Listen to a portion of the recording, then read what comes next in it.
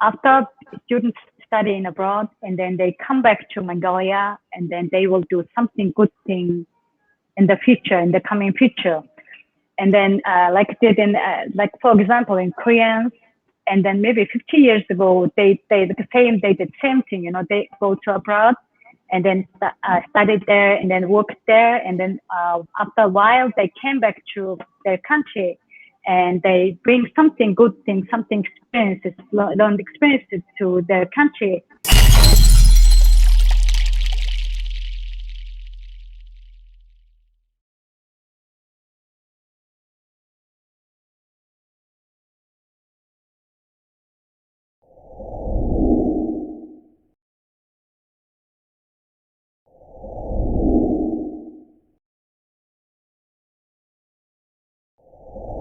Hi, and welcome to the Breaking Silos Collective, the series where we tell you why breaking silos matters and how you can do it.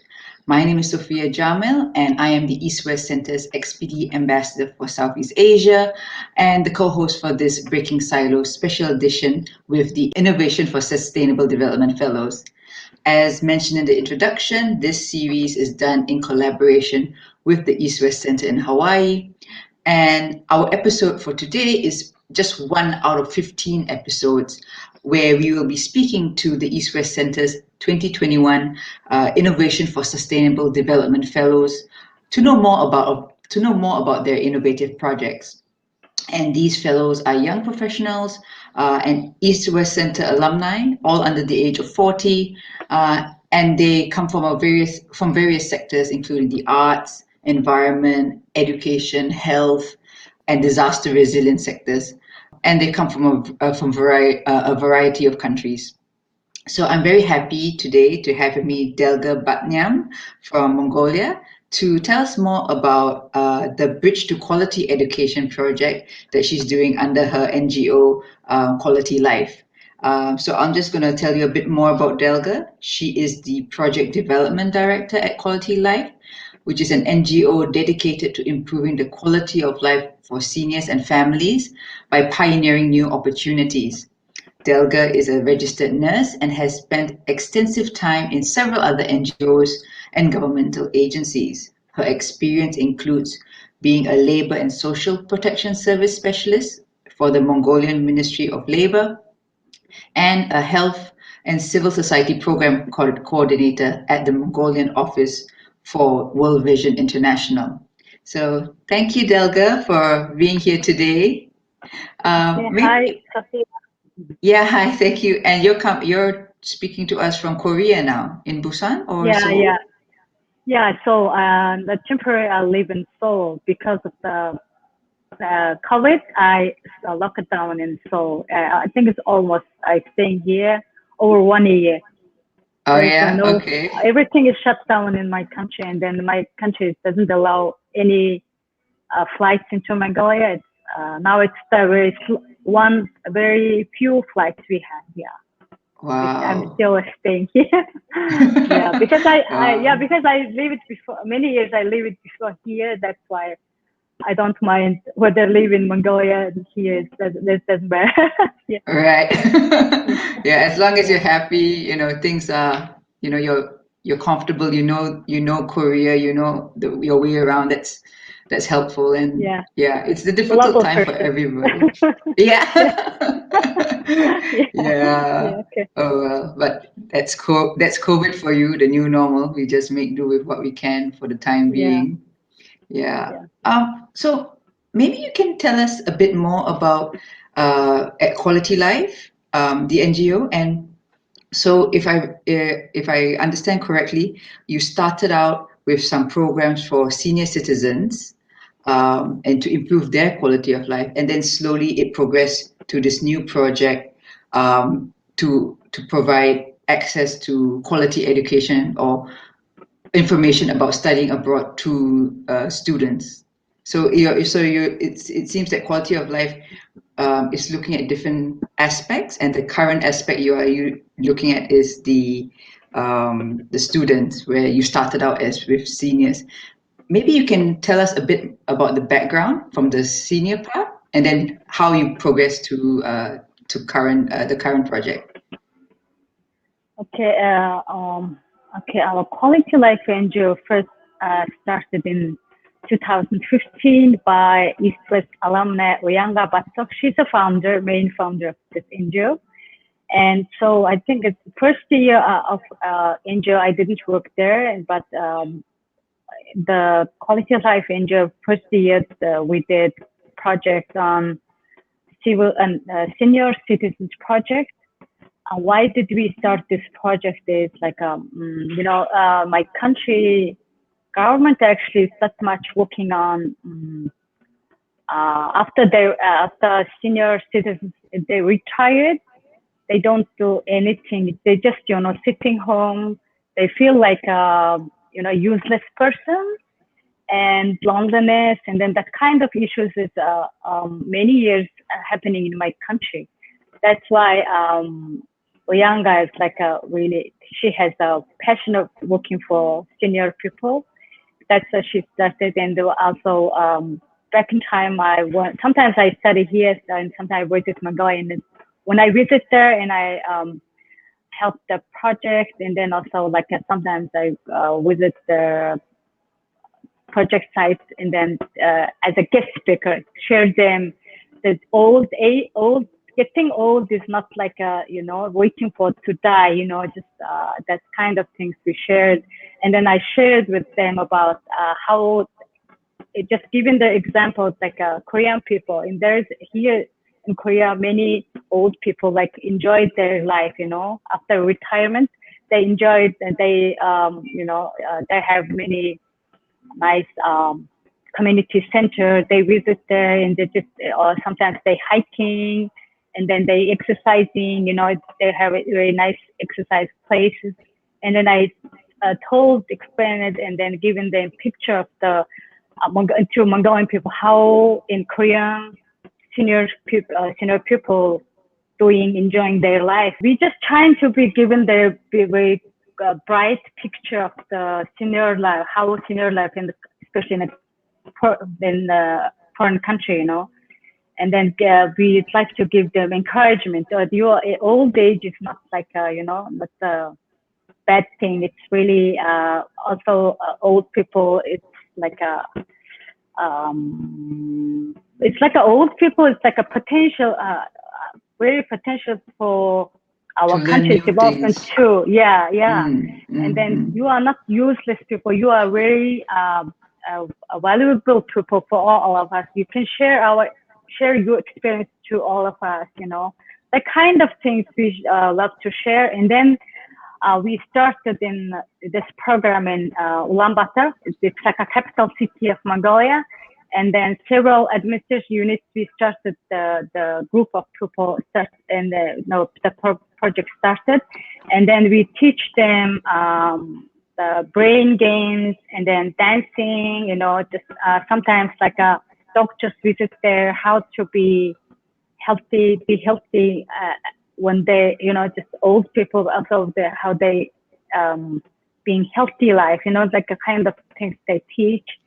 So what you're saying is like the program helps the older people age gracefully, have an active life as they grow older, Yeah. and just improving their quality of life and also their mental health, I would say.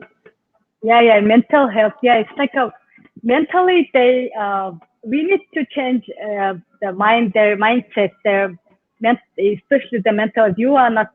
They just think, oh, I'm very useless, or they just take care of their kids, but they supposed to not deserving the child care people, they're not like that kind of people. They're supposed to be doing different thing, enjoying, exercising, involving, participating some enjoyable activities, like kind of things. They're supposed to do that, but it's like Mongolia is very culture. Maybe it's influenced with our culture, and then it's when they get old, they just child, child caring the child, their kids, children's Yeah, babies, like they yeah, take yeah. care of that kind of person. They're doing that, and that's why we would like to change.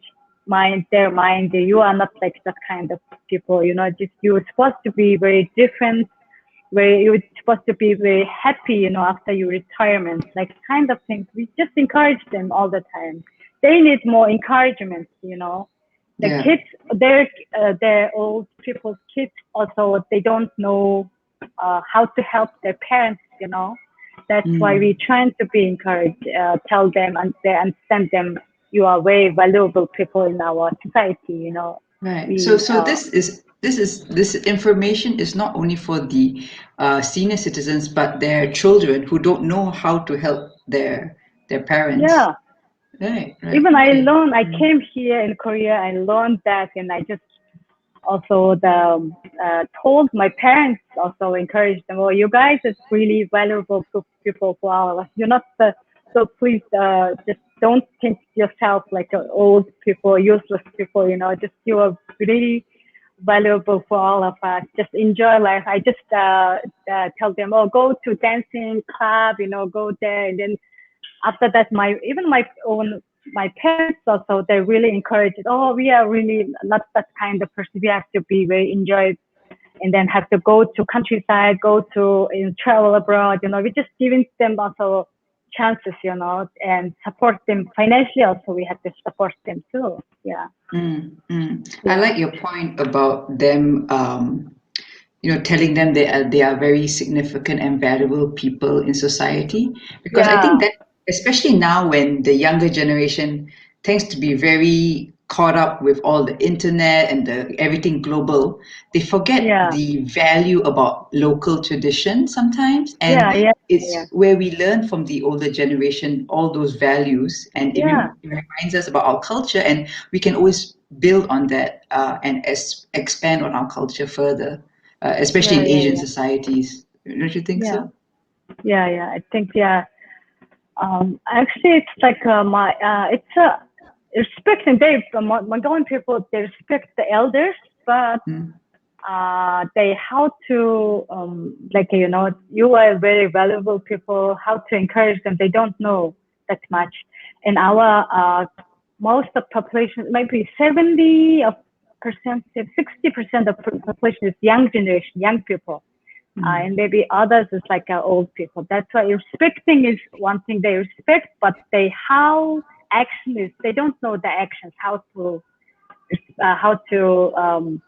encourage them, how to help them to involving the other enjoyable activities, enjoyable life. They don't know that. Yeah. Yeah, how to maximize their potential so Yeah, to yeah, say. yeah, yeah. Right. Exactly. Yeah. Right. Yeah. Okay, that's great. I mean, that's great that that you guys are doing this project and filling that gap. Yeah. One of the activities you do is providing board games for them. You were saying you have Yeah. mind Yeah. games, And board mind. yeah, after we started the Quality Life NGO, we started another NGO, Mongolian Board Game Association NGO. We started this in 2019. The board game, understanding of the board game is like a very new concept in my country. And it's this kind of concept is very popular in Germany, America, and the foreign countries. Some developed world is very popular, but our country is like not very popular.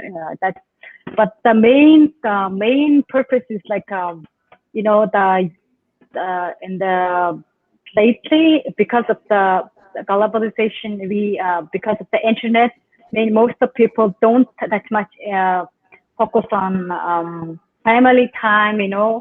Like the relationship is, it's like a no. It seems like a no relationship in inside of the family. Kids, parents to kids and kids to parents. There is just we watching the TV, watching not TV, I mean watching the cell phones.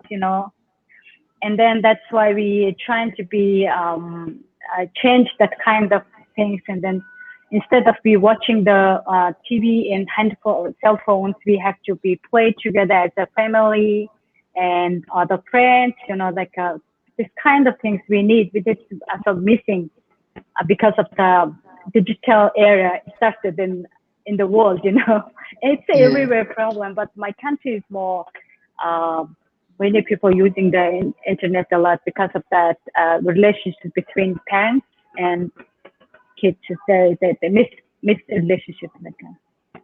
I see. What can you give us examples of the games that you provide in the cafe? And games are like we just memory games and also the sequence, and we just using the more popular games and Rumi Cup and Go for Fish. Like for example, we using the Go for Fish game in our senior project, and the seniors also they love to learning English, and then we using that Go Fish game to learn English for kids, and then also our senior project. And memories games also very good for the kids' memories. Even sometimes we play, even we adults, and then we play. It's like improve our memories. Sometimes we easy to forget things, but it's like a very helpful to playing game. It's also very helpful our memories. Yeah. So it's very experiential learning. It's not just playing, but you're actually learning new things as they play. Yeah. And then also, while we're learning, we just become happy, and then also the people their relationship improve, and like we understand each other, and just also some games are like a very strategic game. Just we learn how to be strategically play.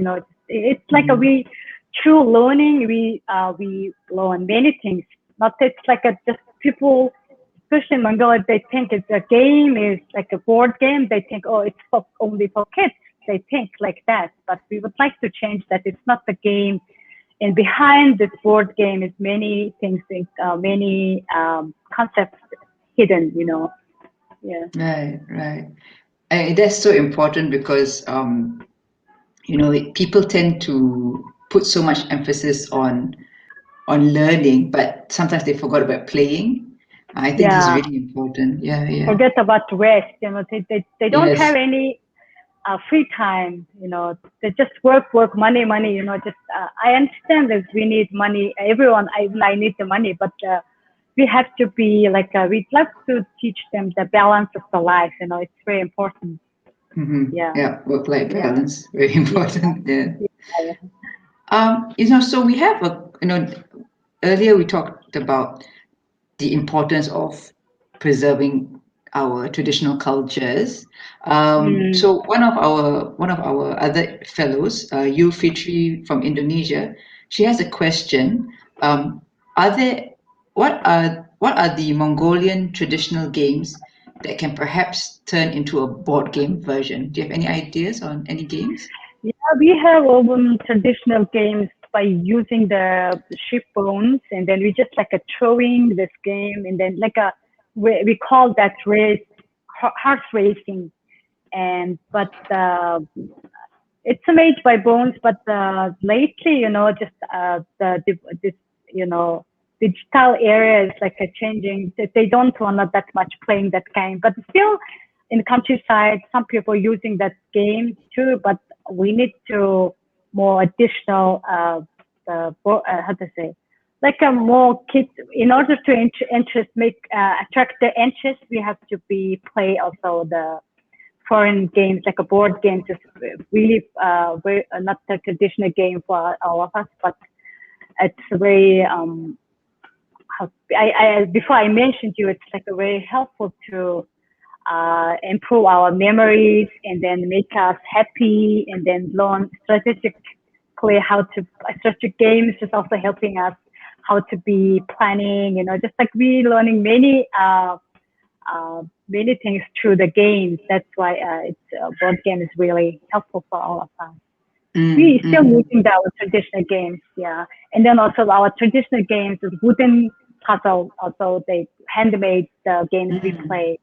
But it's modern world kids don't much interest like our traditional games too, but still some people using it too.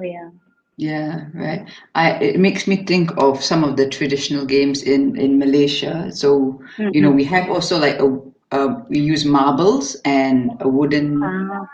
It's called chongka. I mean, even in Philippines, I think they have a variation of it. It's like there's holes, and then your marbles are there, and you must move the marbles into the home, as many marbles into your home. And traditionally, it's always made out of wood, and made of marbles. Or in the old days, they used the red saga seeds. It's the red seeds. But now I see some people, they try to make it a bit look more modern. Just the design of it is they just make it look more minimalist to try and attract the younger kind of people. So I think the traditional games definitely have a place to play. I think just how do we make it look more attractive Attractive. yeah. But definitely, it's good to keep these games and try and promote them. So we have another question from Demi Laud from Malaysia, Team Demi Laud from Malaysia.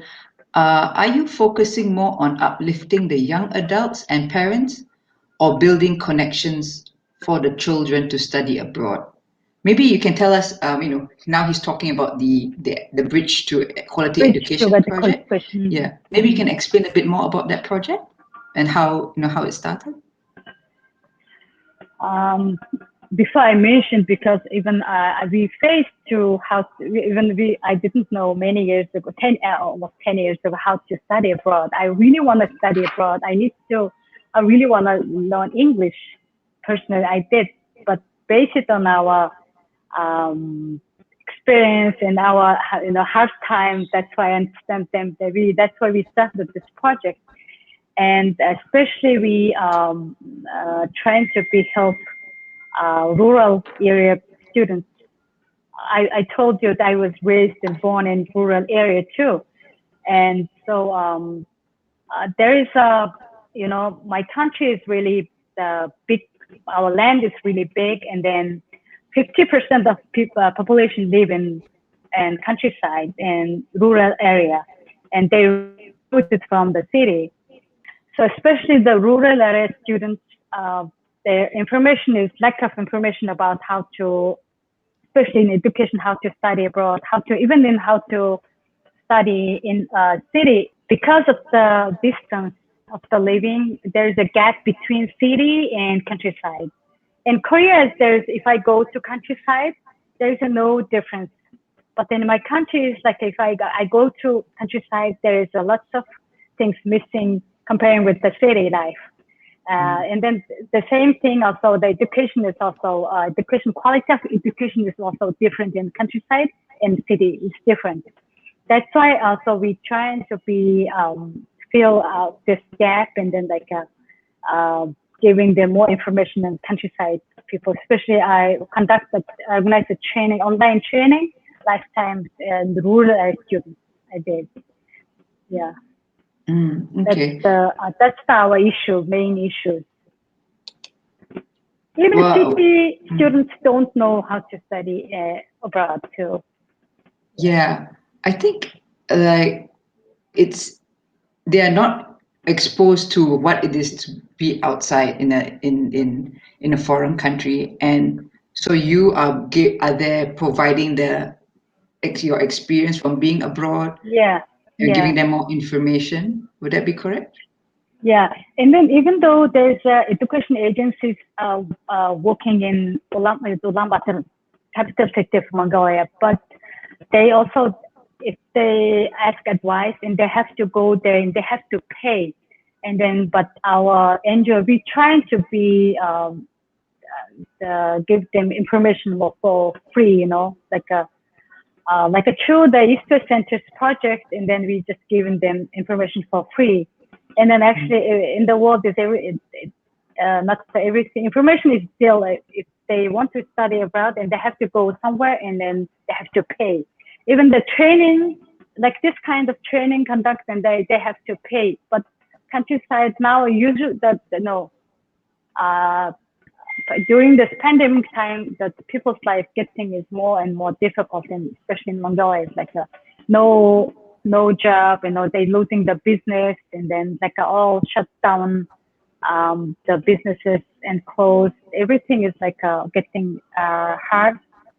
Yeah, that's Yeah, so why. it's you are providing an access to education or information about education, which Yeah, people would normally have to pay for.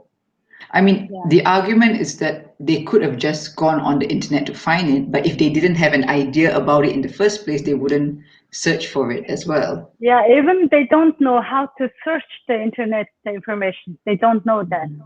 That's why giving them very simple information. Or you have to search like this way, and then you have to, like a very simple information to be also provide them, give them to our advice. We have some questions about this project from your fellow mates. Oka is asking, Oka from Myanmar asks, what is your North Star metric for impact measurement? What is the main how are you measuring the impact Impact. through the project? Yeah. Yeah, it's I know it's measuring the impact is very important for all of us, but it's hard to measure now. How to say it takes if measuring the impact, it takes a long time. That it's like a project impact. It's like after we implement in kind of education project impact seen after, I think it's after many years after we can see this. And then we measuring like, but now it's in project level, we just, how many participants is involved with our training, and how many people after the training, how many people ask like advice. After we conduct the training, they just send us message, and then, oh, could you do that? And could you help me do more? Could you give us more information like this, just they ask. Also, we can measure how many students study after advised by us, and then how many students study in abroad. Like kind of things we can measure. And then what the main thing we could see after students study in abroad, and then they come back to Mongolia, and then they will do something good thing in the future, in the coming future. And then like did in like for example in Koreans, and then maybe 50 years ago they did the same thing. They go to abroad and then studied there and then worked there, and then after a while they came back to their country, and they bring something good thing, something experiences, learned experiences to their country, and then supported their country development, like kind of things, concept we. In the future, we like expecting that kind of things we impact we expecting. Yeah. Right. Yeah. And what from the people, from the students that have participated in the program so far, what has been their response so far? Or the rural Actually, students as well, like those who are in the rural areas, were yeah, they and excited, or were they like, oh, I don't want to still go? their reaction is that really they mainly because of the pandemic time, because of the life difficulties, they really want to go study abroad. They think it's maybe because they think, oh, if I study in abroad, in my life will getting better, or better, like things that kind of things they have, and they really excited about learning about this, because this kind of information is missing in countryside, and even in city life, city people, they love to listening this kind of thing. Even personally, I mean, my Facebook, just many people, they know I studied abroad, and they just personally, they messaged me, and then, oh, how did you learn in scholarship? How did you study in scholarship in abroad? They just personal, they asking the personal advice from me too. That's the my, how to say, they seeing us, they just, oh, how did Delger studied in abroad, and they very interesting. Yeah, I think it's everyone interesting. I think it's around people who around me, they interest in me, always asking me how can I study abroad, and how can I send my child to abroad. They just kind of question always come to me. Yeah. To me, that shows that even though there are a lot of organizations, international organizations and foundations that say, hey, we have this scholarship, but not necessarily people in the local areas will know about it, and you need to have some sort of medium person in the middle to provide the information even more. And people like you who have already had the experience abroad and have the local knowledge are able to communicate it better to them. I mean, I think that's so important, that like when we talk about trying to give access to education to different societies, it's how do you communicate? We're happy to share our experiences to anybody. That's good. Yeah. So we have a few more questions about how you are engaging the rural students. Khalid from Bangladesh asks, by some measures, more than 1/3 of rural residents lack access to broadband internet. How does your project overcome this challenge if you are trying to organize the program virtually? So our Mongolian culture is very inclusive and family-oriented culture. And that's why what we learned when we organized the training last month, and then they sit one place. Okay, for example, I have my home is internet, and some other friends, we just come together, and then they listening, like the same time, just our training is behind one person, or maybe 2 or 3 persons at the same, they come together listening us, because why did we know about that is because we conducted the after post training survey among the students, and then how many people sit behind you, we ask that kind of question because it's a countryside. Our culture is like a big, we living in same house in maybe 2, 3 families living. It's very common in the countryside because of the housing problem. And in America, it's like every child has a one room, but in Mongolia, that's impossible. We just one traditional home. It's like a ger called ger, and then one ger has maybe 2 families or 3 families living together. That's why everyone can listen in that. Yeah, it's possible. Yeah. That's why they can share the information, and they can share internet with the other people. Or for example, it's funny, I connect my home is that internet, and I can share my internet into my neighbor. It's a very common thing in my country. Yeah. I So pay, and then I can share my internet password to my neighbor. It's the kind of things we have. Yeah, the sharing is also very common in my country. It's a very communal sort of living, like to share. Somehow sharing. Yeah. Wow, I think that's very interesting. So Khalid has another question. How I mean, you've already mentioned that families living near to each other can share. And currently, you're only working on a certain area. Is there a possibility to expand the geographical area? So Khalid is asking, is it possible to ensure geographical inclusion for your education project? Yeah, we have before I mentioned this, our country is really, really big land, and then we spread out, many people spread out all over the country. And then I think it's 2 years ago, by funding of East West Center's innovation project, we also visit the countryside, and we implement project. We conduct a training in countryside. It's 500 kilometers away from the capital city of Mongolia. And then I and my team members visit there. There is no flight. There's just 500 kilometers by car. We went there by car, and then it takes us all day. We had to sit in a car and then go there and then conduct a training in 1 or 2 days. We conduct the training among the community people, and then especially the time was the board game training we conducted there. Yeah. Yeah. Right. So Okay. trying to be visit there in before the COVID, we conducted in-person training. We conducted, but now it's like because of the pandemic time, you'll be changing our the training way of the training method.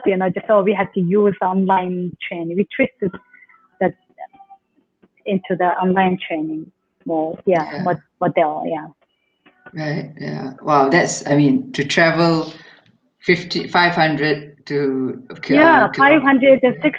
We went to twice. One is 600 kilometers away, Ulaanbaatar city, and Mm. one place is like we visited 500 kilometers away, Ulaanbaatar. We have two places we went there, and then we conducted training among the kindergarten teachers and also school teachers, and then also we let them understand how important of the board game is important for their kids, and then how to which was also shared information about board game, and also we teach them how to play the board game, how useful for their kids, even it's not the board game, it's not the kids game, it's for all family game.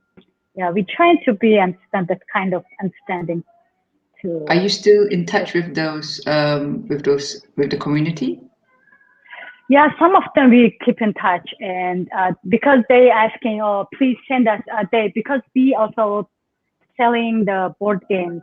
Uh, yeah, and then during that time also they or even the old games, oh, please tell us this game. We really, and then we just very sold them very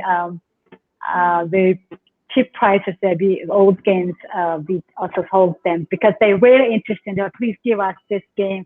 It's very interesting game, like this kind of things. They ask us. That's why we sold some of games to them. Yeah, it's kind. Nice. Yeah, even they keep in touch, and then they sometimes we send them games if they want. Oh, this kind of sequence, please send. You have sequence game. I'd like to buy this game, and then we send them. Yeah, in order to sustain our project, we are selling the board games. And then last year, and from Germany, we received the board game donation. It's like 800 board game we received from Germany. Wow, that's Yeah, great. yeah, Wow. yeah, that's very great. And we now selling that small by small. We're selling that by using the Facebook. So Facebook users are very high. How to say, Mongolians is everyone using the Facebook. Yeah, that's Yeah. why we're using Facebook to sell our games. Yeah. Nice, nice. Yeah.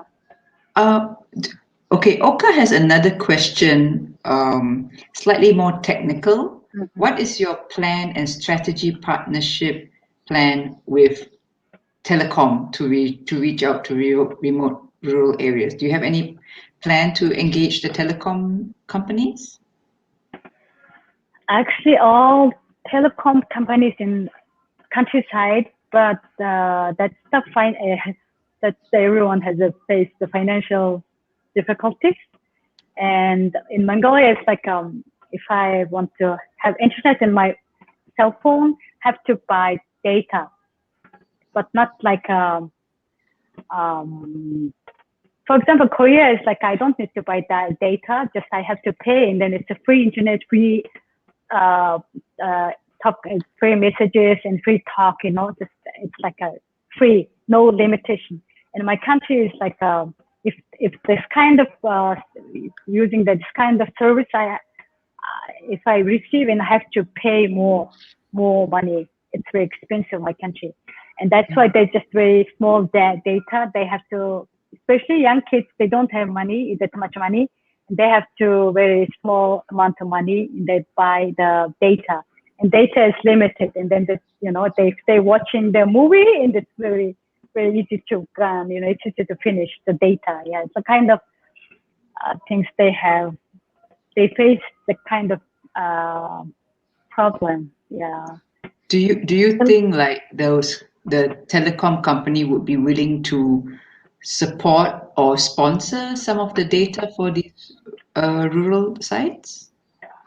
So far, that kind of things we don't have, but I hope in the coming future, it's like they're becoming like a Korea, like a Korea is like if I temporarily visiting here, they give us like a free SIM card, free 1 month of free unlimited services, This is really nice. I wish like this kind of things in having in Mongolia. Yeah, I hope it's coming futures. Many companies they will do this kind of marketing services in the country. I hope, in the coming future. Yeah.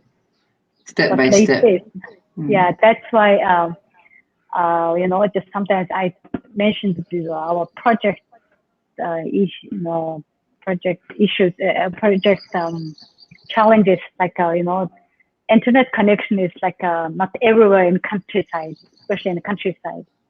And Ulaanbaatar is maybe probably they go to coffee shop and then they can connect internet for free, unlimited. Yeah. And countryside is not that kind of things we don't have. Yeah. Right. I think you also did some of the sessions in Korea as well. Yeah, I did. I did.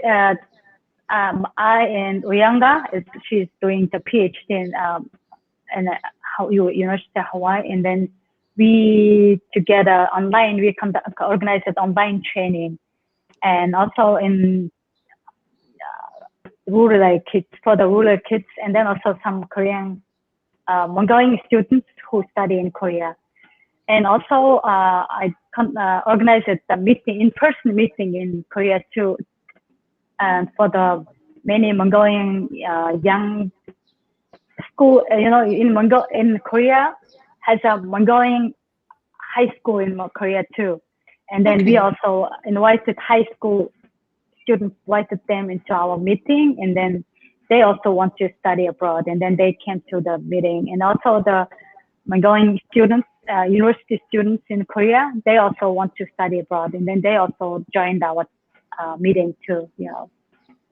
And that was a recent session. Yeah, the recent session. Yeah. Okay, right. What was the response from the students after that?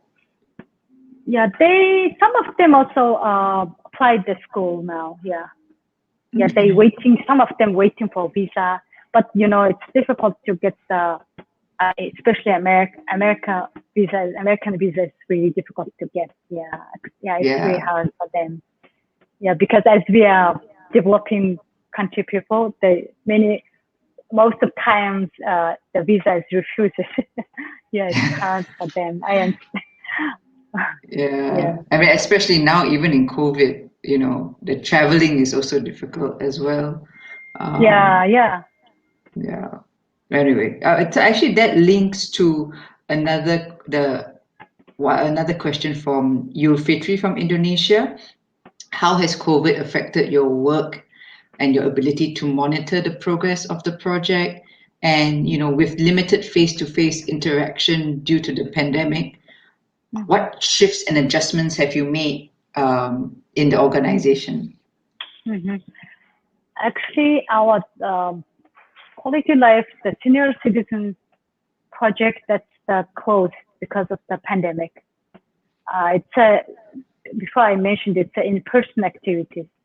That's why it's a close, and sometimes we're trying to connect with them, like a follow-up them, just using the message and talking on the phone. But not me. It's like our NGO, some of staff in Mongolia, that they connect with them, trying to be, because old people, they don't use internet that much, and so and then also our board game cafe project, it's also stopped because of the pandemic. It's also in-person activity, and then so that's why we just sell. And the only one activity we can do, it's like using online. So we're selling our board games by using the Facebook. Yeah, that's the only thing we can do it during the pandemic time. Yeah. Right. Yeah. Okay. I mean, that is very interesting, and I think despite the challenges of, the geographical challenges in the country and, technical challenges, you have had some traditional solutions to those challenges. And yeah, it's not easy, but I think you guys are doing a good job. And I think more importantly, whether it be the activities with the seniors or activities with the younger people, Yeah. it's about breaking those mindsets that they had. Like the seniors never knew they could be active. They thought it's the end of their time. They don't have to be active or something. And the children, the students, they never knew what is the opportunity outside. So I think, that's really, like, to me, it's like you're breaking the silos, this mindset silos, which is very important, I think. Yeah. Yeah, it's like during the pandemic time also taught us like how to using the more online things. We have to think about it. What should we do during the pandemic time? That's why even personally, and then we learned using for example, Zooming. We never used before Zooming, and then we just learned personally. We learned many things from how to use Zoom, and then how to reach out people by using the internet access.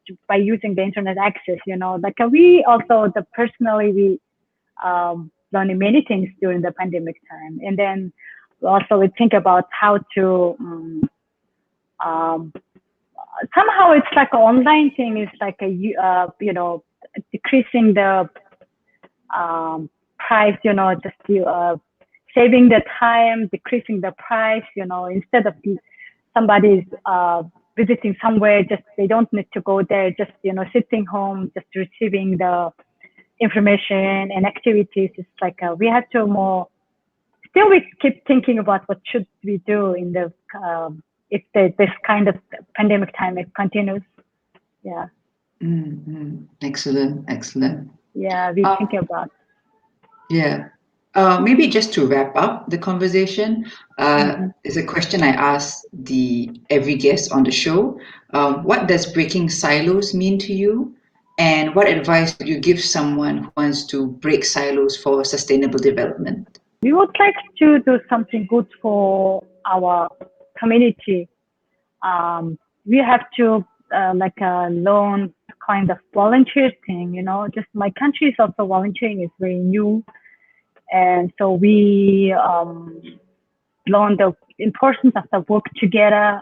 And I think it's the main thing is that through this volunteer we learn um, together many things, and also I mentioned I develop ourselves too while we sharing something to good things, some good thing to others, and then also we learning developing ourselves too. Also, last month we organized online training in funding of the East West Center, and this training was really specific for us, which is our East West Center alumni. They shared their experiences for the rural students.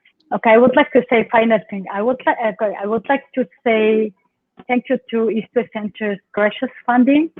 So especially people who gave us technical support and then other supports to implement this project, including you, Sophia, and Lance Boyd and Doris.